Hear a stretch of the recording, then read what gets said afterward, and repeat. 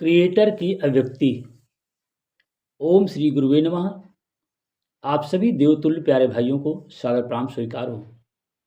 युग ऋषि का युग परिवर्तन संदेश यूट्यूब चैनल के सभी आत्मीय दर्शकों का स्वागत है, अभिनंदन है, क्योंकि आप सब इस युग के युग व्यास, युगावतार, युग दृष्टा, युग ऋषि, वेद मूर्ति, तपोनिष्ठ पंडित राम शर्मा आचार्य जी की अमृतवाणी सुनते हैं और उस पर मनन चिंतन करके अपने जीवन में उतार कर अपने को मानव से महामानव बनाते हैं।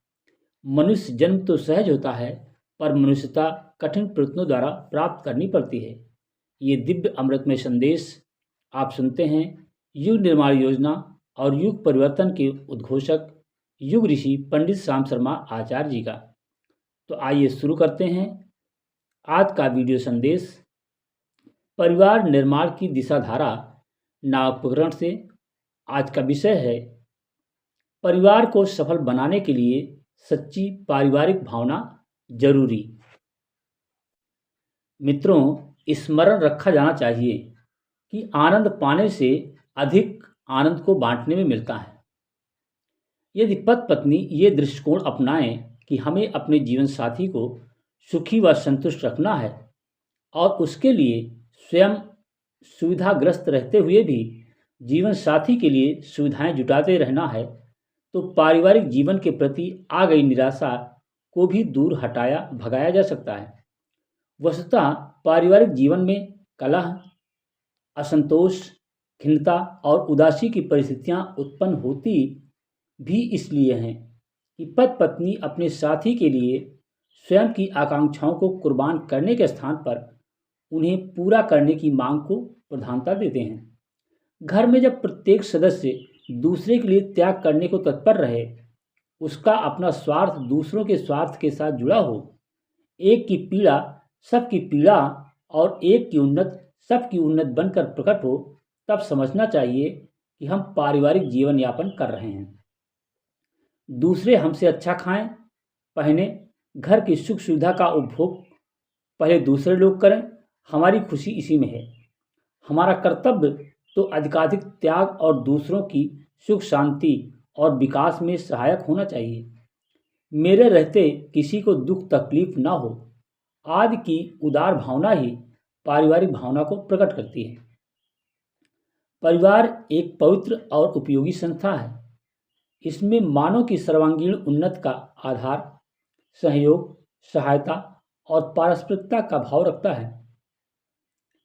ये भाव वो शक्ति है जिसके आधार पर मनुष्य आदि जंगली स्थिति से उन्नत करता करता आज की सभ्य स्थिति में पहुंचा है। सहयोग की भावना ही मनुष्य जात की उन्नति का मूल कारण है।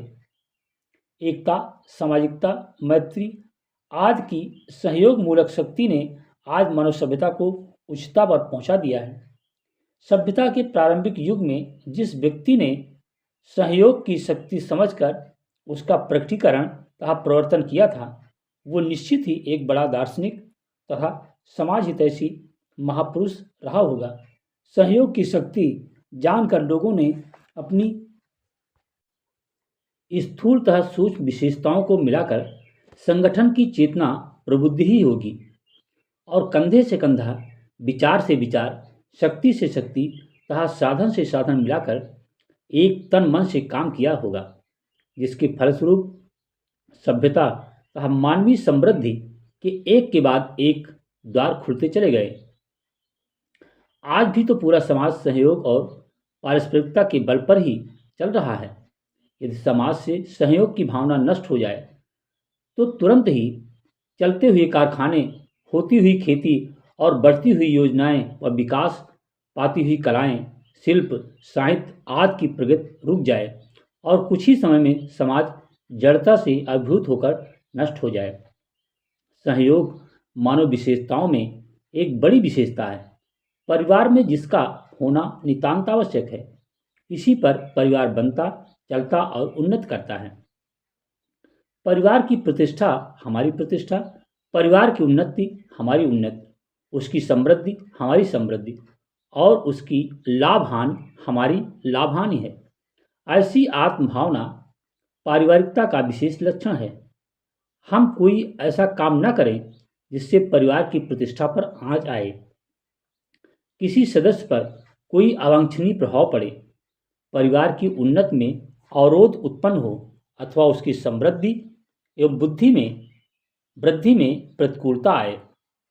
ऐसा सतर्क भाव ही तो पारिवारिकता कहा जाएगा।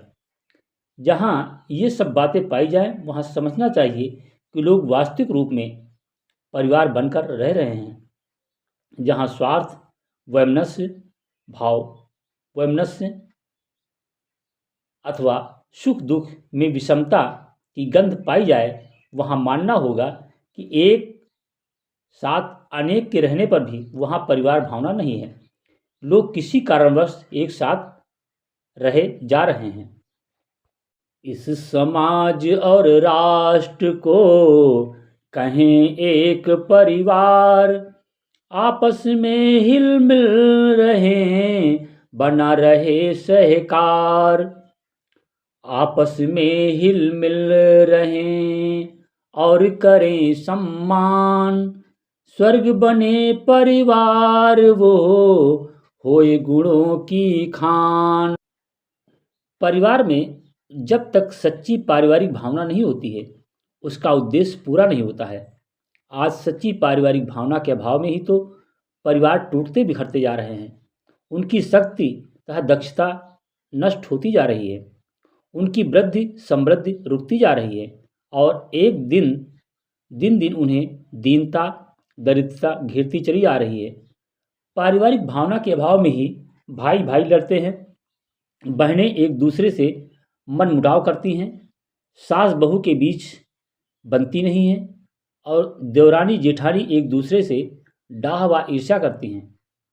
जितने मुकदमे दूसरों से विवाद के नहीं चलते, उससे कहीं अधिक गुना मुकदमे पारिवारिक कलह के कारण दायर होते और चलते रहते हैं। चाचा ताऊ, बाप बेटा और बाबा पोता तक में संघर्ष होता रहता है। इस अनिष्ट का एकमात्र कारण यही है कि एक परिवार होते हुए भी वे सब पारिवारिक भावना से रहित हैं अथवा अपना भिन्न तथा पृथक अस्तित्व मानते हैं और उसके अनुसार ही आचरण करते हैं।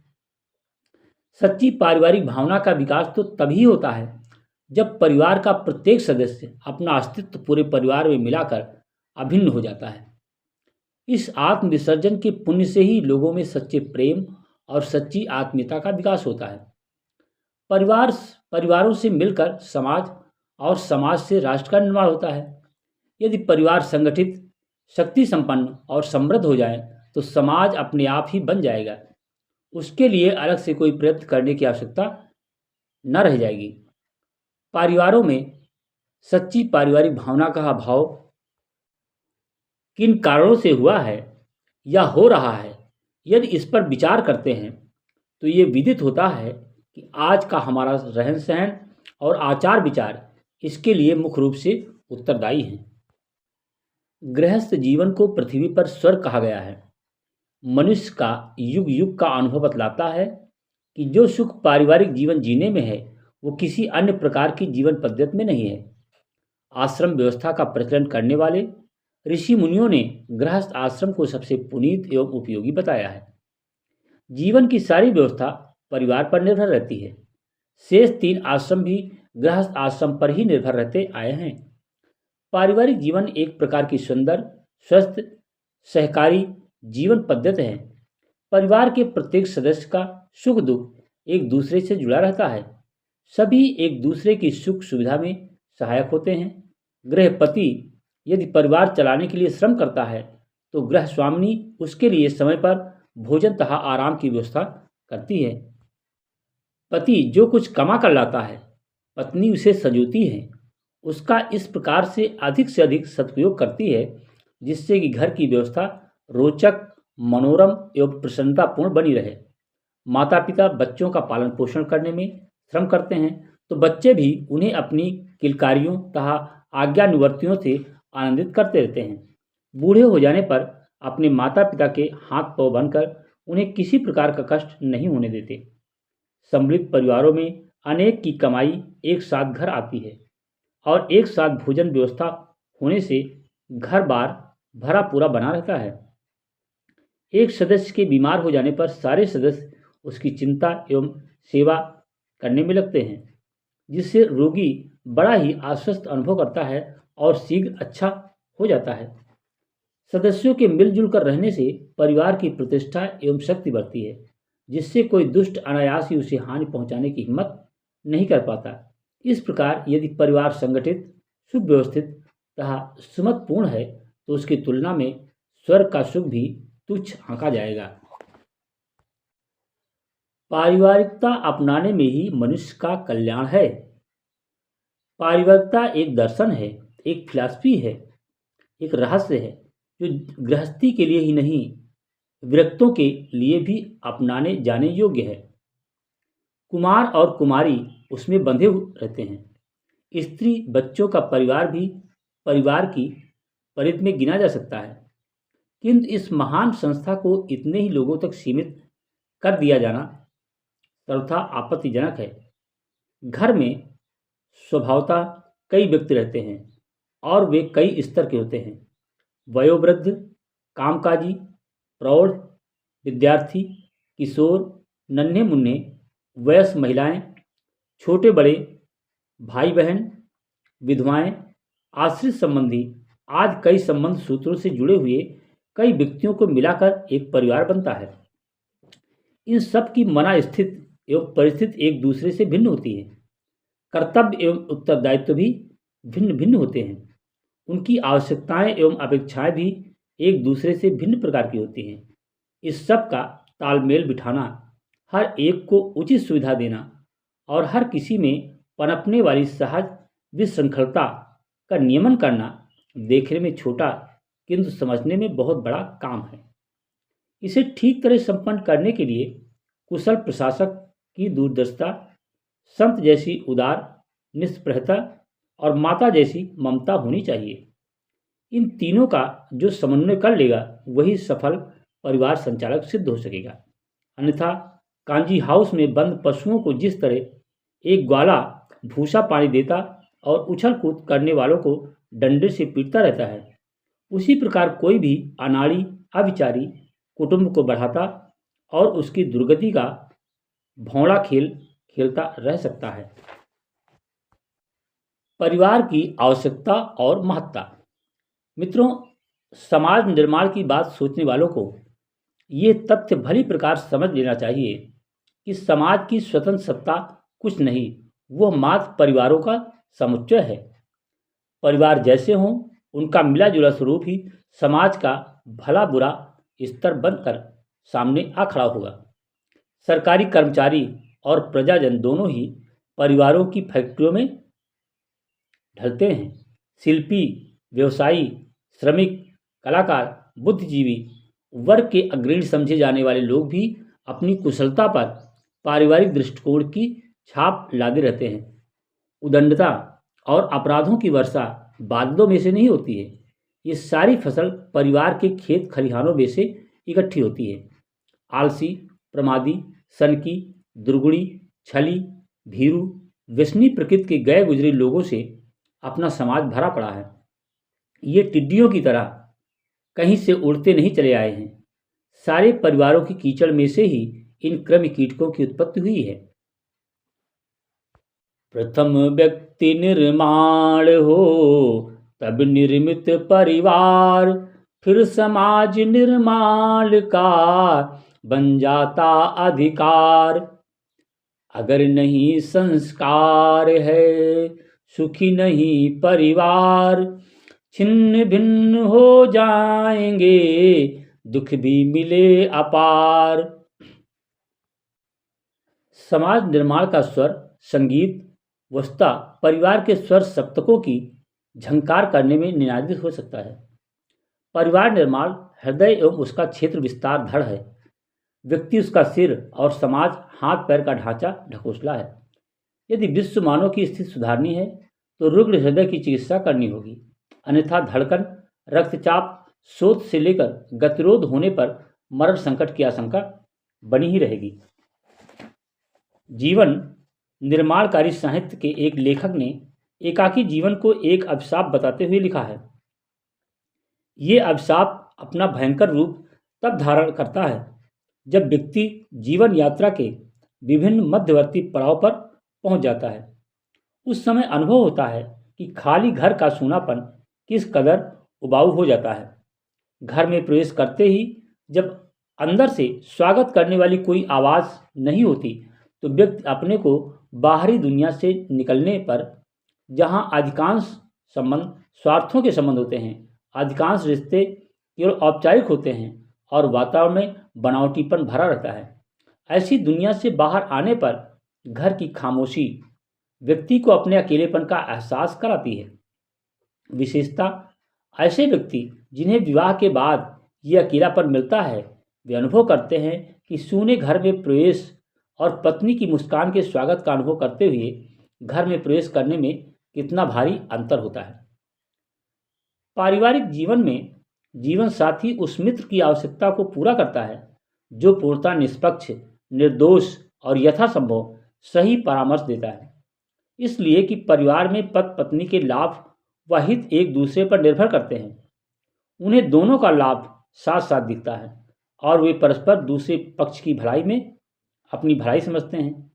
केवल उत्तरदायित्वों के बोझ से खिन्न होकर पारिवारिक जीवन के प्रति निराश और उदास दृष्टिकोण अपना लिया जाए तो दुखी व परेशान रहने के अलावा और कोई परिणाम नहीं निकलता है। सुसंस्कृत परिवार सर्वोत्तम मित्र मंडली की भूमिका भी बखूबी निभाता है। मित्रों, दुख सुख, उतार चढ़ाव, व्यथा विनोद में गहरी सहभागिता की प्रवृत्ति सुसंस्कृत परिवार को एक श्रेष्ठ मित्र मंडली ही बनाए रखती है। उनमें पारस्परिक हितों का टकराव भी नहीं होता है, क्योंकि सभी के हित एक ही होते हैं। बच्चों की मीठी बोली, तोतली बोली, माँ का प्राण शक्तिदायक वात्सल्य, भाई बहनों का सौंदर्य उल्लास, पत्नी का प्रेमपूर्ण समर्पण, पारस्परिक घनिष्ठ सहयोग, ये सब मित्र मंडली के सभी तत्वों का समुचित स्वरूप ही तो है। छोटे बच्चों का खेलना, बड़े बच्चों का पढ़ना, कहीं कढ़ाई बुनाई, कहीं संगीत, कहीं अध्ययन, कहीं आगंतुकों से शिष्ट मधुर कुशल वार्तालाप, अनुभवपूर्ण बातें, धर्म चर्चा और प्रेरक कहानियाँ, परिवार द्वारा मनोरंजन, उल्लास और प्रेरणा आदि के वे सभी कार्य अधिक उत्तम रीत से पूरे हो जाते हैं जो एक श्रेष्ठ मित्र मंडली में होते हैं। प्रगाढ़ आत्मीयता के भाव से युक्त सुसंस्कारवान परिजनों से हर विषय में जितना उत्तम एवं हित परक परामर्श मिल जा सकता है, उतना अन्य मित्रों से कदाचित ही मिल सके। मित्रों, परिवार से प्राप्त होने वाले इस प्रकार के साधन, सुविधा एवं समर्थन सहयोग परक अनेक लाभ हैं जिन्हें पाने के लिए मनुष्य परिवार बनाता है। बच्चों के निर्माण में पिता का व्यक्तिगत आचरण बहुत महत्व रखता है। बच्चे सहज ही अनुकरणशील होते हैं। वे जैसा माता पिता को करते देखते हैं वैसी ही सीख लेते हैं। इसीलिए कहा है योग ऋषि ने, जो कुछ बच्चों को सिखलाते उसे स्वयं कितना अपनाते। अतः पिता को अपना रहन सहन, आचार विचार और स्वभाव उसके अनुकूल रखना चाहिए जिस आदर्श में वो अपने बच्चों को ढालना चाहता है। यदि पिता अपने इस महान दायित्व को समझे और अपने को त्याग, प्रेम, परिश्रम, पुरुषार्थ, सदाचार के आदर्श के रूप में बच्चों के सामने प्रस्तुत करे, तो कोई कारण नहीं कि उसके बच्चे वैसे न बन जाएं। जो पिता स्वार्थी, क्रोधी, कर्कश और व्यसनी विलासी होता है, वो ना तो आदर का पात्र होता है और ना उसके बच्चे ही अच्छे बन पाते हैं। मित्रों, माता के व्यक्तिगत आचरण का प्रभाव कन्याओं पर विशेष रूप से पड़ता है। जो माताएं अधिक साज सज्जा, श्रृंगार, फैशन, पाउडर, लिपस्टिक और गहनों में रुचि रखती हैं और सास, ननद, देवरानी, जेठानी आदि से लड़ती झगड़ती रहती हैं, उनकी कन्याएं भी फैशनेबल, छबीली और विलासप्रियता की शिकार बन जाती हैं और उनके स्वभाव में भी विवाद, असहयोग और कलह के अंकुर उगाते हैं। तभी तो युगशी ने कहा है, माता ही यदि हो अज्ञान तो बच्चे कैसे बने महान। मित्रों, माता पिता को चाहिए कि परिवार के सारे सदस्यों तथा व्यक्तियों से यथा योग्य प्रेम और आदर का व्यवहार करें, सबके लिए त्याग और उदार भावना को प्रश्रय दें, अधिक से अधिक सादगी और शालीनता से रहें। इससे उनके बच्चों पर पारिवारिकता के अनुकूल प्रतिक्रिया होगी। वे प्रेम भाव की मिठास और त्याग का महत्व समझेंगे। अभिभावकों के व्यक्तिगत आचरण के साथ परिवार का वातावरण भी बच्चों और सदस्यों के निर्माण में महत्वपूर्ण भूमिका प्रस्तुत करता है।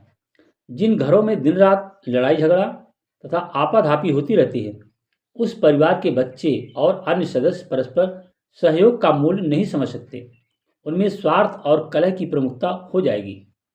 चाचा ताऊ आज जो भी सदस्य एक परिवार में रहते हों, जो भी भाई बहन एक घर में रहते हों, उन सबको अपना तथा अपने बच्चों से अधिक ख्याल भाई बहन के बच्चों और उन खुद का रखना चाहिए। परिवारों में बच्चों के प्रति अपना अपना भाव रखने से ही अधिकतर कलह के अंकुर उगते हैं। यदि सब बच्चों को अपना बच्चा और अपने को उनका सगा अभिभावक समझा जाए और वैसा ही प्रेमपूर्ण व्यवहार किया जाए, तो कोई कारण नहीं है कि सब समान रूप से सारे गुरुजनों का आदर न कर सकें अथवा अनुशासन न माने। सारे प्रौढ़ सभी बच्चों को अपने बच्चे और सभी बच्चे सभी गुरुजनों को अपना शुभचिंतक और अभिभावक मानकर वैसा ही आचरण करने लगे, तो निश्चय ही परिवार में दृढ़ता और स्थिरता के साथ साथ सुख शांति की परिस्थितियां रहने लगे। प्यार और सहकार से भरा पूरा परिवार ही इस धरती का स्वर्ग है। ये युग ऋषि का सूत्र है। प्यार और सहकार से भरा पूरा परिवार ही इस धरती का स्वर्ग है। इस सूत्र को याद रखें और अपने जीवन में, अपने घर परिवार में उतारने का प्रयास करें।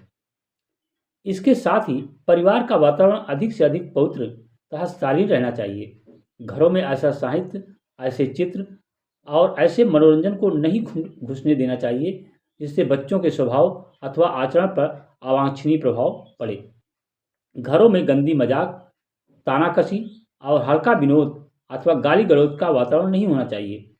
रूढ़िवादिता, कुरीतियों और कुप्रथाओं के बहिष्कार से बच्चों के निर्माण में बहुत कुछ सहायता मिलेगी। पारिवारिक रूढ़ियों और अंधविश्वास बच्चों पर इतना बुरा प्रभाव डालते हैं कि वे जीवन भर के लिए पढ़े लिखे होने पर भी विचारों की स्वतंत्रता तथा नवीनता से वंचित रह जाते हैं। ये विकृत उन्हें निश्चित रूप से पक्षपाती, दुराग्रही तथा स्वार्थी बना देती है। मित्रों, इस प्रकार व्यक्तिगत आचरण, घरेलू वातावरण तथा विचार विकृत दूर कर परिवार का निर्माण कीजिए।